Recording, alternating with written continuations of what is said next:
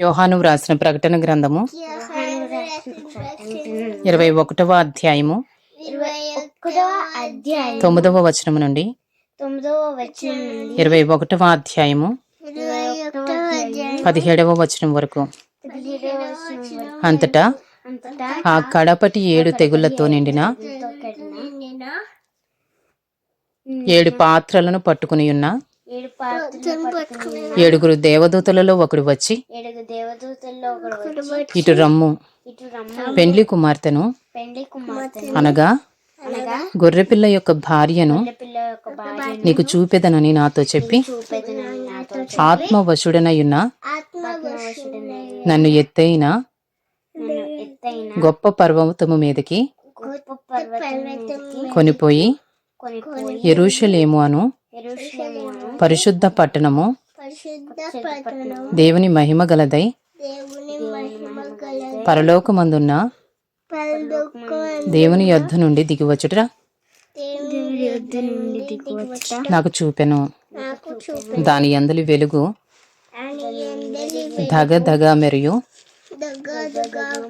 సూర్యకాంతము వంటి అమూల్య రత్నమును పోలియున్నది. ఆ పట్టణమునకు ఎత్తైన గొప్ప ప్రాకారమును 12 గుమ్మములను ఉండెను. ఆ గుమ్మముల యొద్ద 12 దేవదూతలుండిరి. ఇశ్రాయేలీల 12 గోత్రముల నామములు ఆ గుమ్మముల మీద వ్రాయబడి ఉన్నవి. తూర్పు వైపున 3 గుమ్మములు, ఉత్తరపు వైపున 3 గుమ్మములు, దక్షిణపు వైపున 3 గుమ్మములు, పశ్చిమపు వైపున 3 గుమ్మములు ఉన్నవి. ఆ పట్టణపు ప్రాకారము 12 పునాదులు గలది. ఆ పునాదుల పైన గొర్రెపిల్ల యొక్క 12 అపోస్తుల 12 పేర్లు కనబడుచున్నవి. ఆ పట్టణమును దాని గుమ్మములను ప్రాకారమును కొలుచుటకై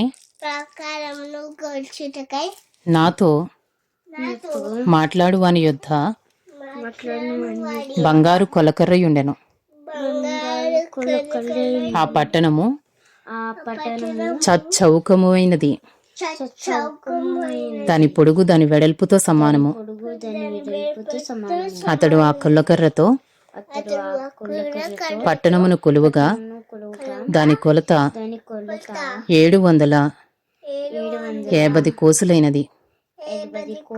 దాని పొడుగును, ఎత్తును, వెడల్పును సమముగా ఉన్నది. మరియు అతడు ప్రాకారమును కొలువగా అది మనుషుని కొలత చొప్పున 144 మూరలైనది. ఆ కొలత దూత కొలతయే.